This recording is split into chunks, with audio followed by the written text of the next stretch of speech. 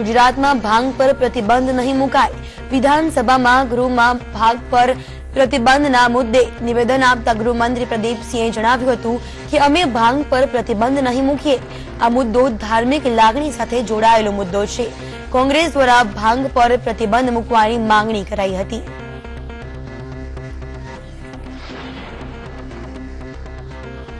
હુક્કા બાર પર સંપૂર્ણ પ્રતિબંધ મૂકતો ખરડો વિધાનસભામાં પસાર થઈ ગયો તો હુક્કા બાર ચલાવવા બદલ 3 વર્ષની સજા થશે તે કાયદામાં સુધારો કરવામાં આવ્યો છે। હુક્કા બારને કારણે યુવાધન પર વિપરીત અસર પજવતી હોવાને કારણે નિર્ણય લેવામાં આવ્યો છે તો હુક્કા બાર પ્રતિબંધ છતાં ચાલુ રાખનારને લઘુત્તમ 1 વર્ષની સજા અને ₹20,000 થી ₹50,000 દંડની જોગવાઈ કરવામાં આવી છે। બનાસકાંઠામાં પગાર વધારવાની માંગ સાથે હડતાળ પર ઉતરેલી આંગણવાડીની કર્મચારી બહેનોને જિલ્લા પ્રોગ્રામ અધિકારી દ્વારા ફરજ પર હાજર રહેવાની નોટિસ પાઠવવામાં આવી છે। આ ઉપરાંત આ નોટિસમાં કહેવામાં આવ્યું છે કે ફરજ પર હાજર નહીં થાવ તો શિક્ષાત્મક પગલાં પણ લેવામાં આવશે। છેલ્લા 1 સપ્તાહથી પગાર વધારા જેવી અન્ય માંગણીઓ સાથે હડતાળ પર ઉતરેલી કર્મચારીઓને સરકાર તરફથી આ મોટો ઝટકો મળ્યો છે।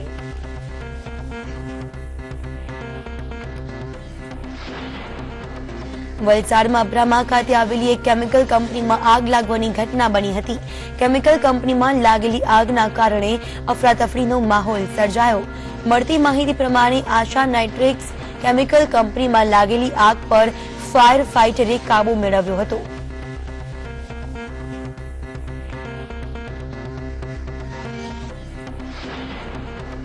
વલસાડમાં ભિલાડ પાસે પોલીસના ચેકિંગ દરમિયાન 500 અને 2000ના દરની રોકડ રકમ મળી આવી છે। પોલીસ ચેકિંગ દરમિયાન 2 કારમાંથી ₹4,50,000ની રોકડ રકમ મળી આવી છે। મળતી માહિતી પ્રમાણે સામાન્ય ચેકિંગ દરમિયાન પોલીસે બંને કારોને રોકી હતી જેમાં સંતોષકારક જવાબ ન મળતા પોલીસે કારનું ચેકિંગ કર્યું।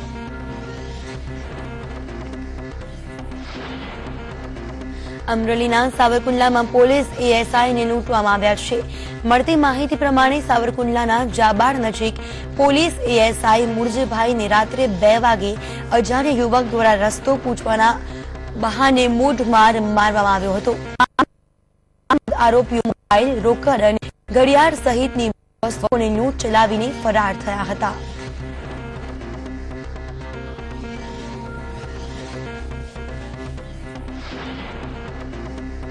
વડતાલ સ્વામિનારાયણ મંદિરના નામે એક મોટી છેતરપિંડી બહાર આવી છે।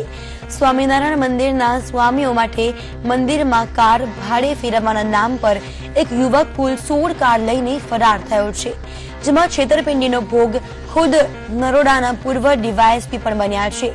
આણંદના મનીષ પટેલ નામના યુવકે મંદિરમાં સેવા આપવાના બહાને ફરિયાદી સહિતના લોકો પાસેથી માસિક ₹30,000ના ભાડાની બાંહેધરી આપી કુલ 16 ગાડીઓની છેતરપિંડી કરી હતી।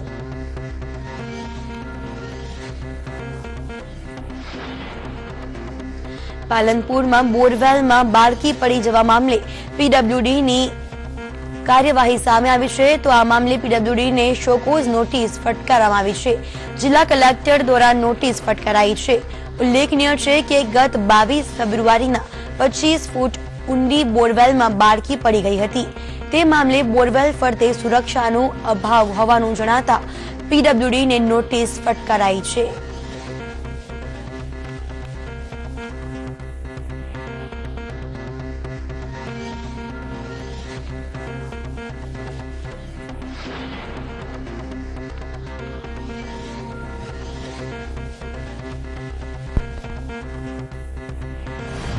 સોમનાથ મહાદેવ મંદિરે ભગવાનને વિવિધ અભિષેક કરવામાં આવ્યા ત્યારે દર્શન કરીએ ભગવાનના અભિષેકના।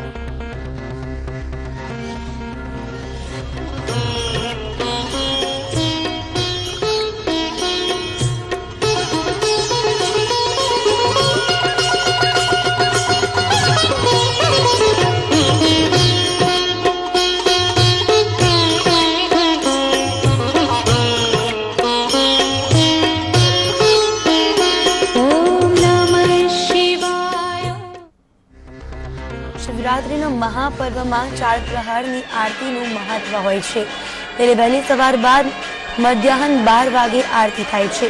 સોમનાથ મહાદેવની મધ્યાહન આરતી કરવામાં આવી. ત્યારે મહાશિવરાત્રિના દિવસે સોમનાથમાં ભક્તોનું ઘોડાપૂર ઉમટી પડ્યું છે. સમગ્ર વાતાવરણ શિવમય બન્યું છે.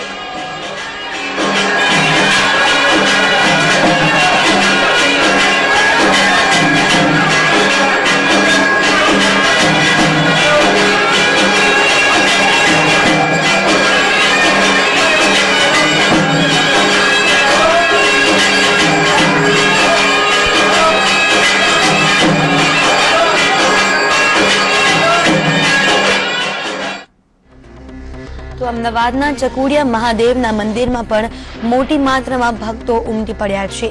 શિવની આરાધના કરવા ભક્તો વહેલી સવારથી જ મંદિરમાં આવી પહોંચ્યા. મહાશિવરાત્રિના પર્વના દિવસે ભક્તો શિવની ભક્તિમાં લીન થયા છે.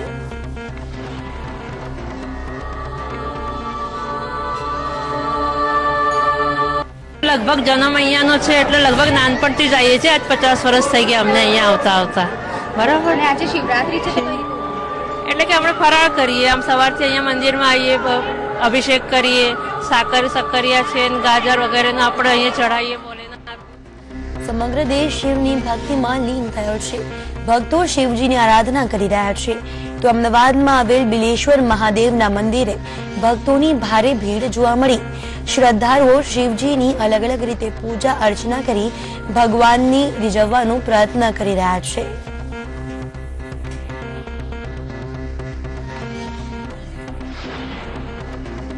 શિવરાત્રીના મહાપર્વના દિવસે સમગ્ર ગુજરાત શિવમય બન્યું છે. ત્યારે અમદાવાદના કાંકરિયા વિસ્તારમાં અમરનાથના બરફના શિવની ઝાંખી તૈયાર કરાઈ છે. તો ભક્તો અમદાવાદમાં ભગવાન અમરનાથના દર્શન કરી શકે તેવા ઉમદા ઉદ્દેશથી દર વર્ષે આયોજન કરાય છે.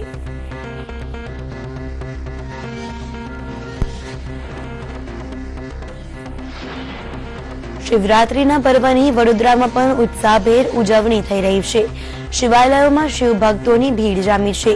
ત્યારે વડોદરામાં રાજમહેલ રોડ પર આવેલ કાશી વિશ્વનાથ મંદિરમાં વહેલી સવારથી જ ભક્તો ઉમટી પડ્યા અને શિવની આરાધના કરી ભક્તિમાં લીન થયા.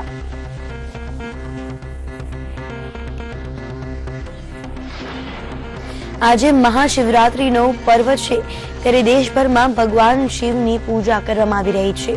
ભક્તો મહાદેવની ભક્તિમાં લીન બન્યા છે. ત્યારે કચ્છના ભુજમાં પણ ભક્તોએ શિવની અનોખી પૂજા કરી જેમ હિમાલયની પ્રતિકૃતિ તૈયાર કરાઈ છે.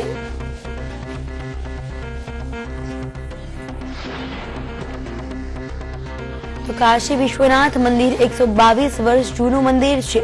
આ મંદિર કાશી વિશ્વનાથ શિવ મંદિરની જ અદલ પ્રતિકૃતિ છે. મહાશિવરાત્રી પર્વે કાશી વિશ્વનાથ મંદિરમાં ભવ્ય ઉજવણી કરવામાં આવે છે. મંદિરનું શિવલિંગ નર્મદા નદીમાંથી કાઢીને વારાણસીના કાશી વિશ્વનાથ મંદિરમાં વૈદિક પૂજા વિધિ અને કાવડમાં વારાણસીથી જામનગર ચાલીને લાવ્યા હતા.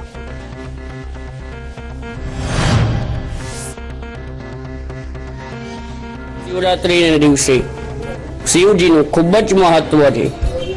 ગમે શિવલિંગ કે ગમે મંદિરમાં શિવજીનું ભજન આ દિવસે ગમે ત્યારે તમે કરી શકો છો. ભગવાન મહાશિવરાત્રીના દિવસે સવારથી જ ભક્તો ભગવાન શિવજીને દૂધ દ્વારા, જલ દ્વારા, પંચરામત દ્વારા, નારિયેળ પાણી દ્વારા, શેરડીના રસ દ્વારા અલગ અલગ વસ્તુઓથી અભિષેક કરાવે છે.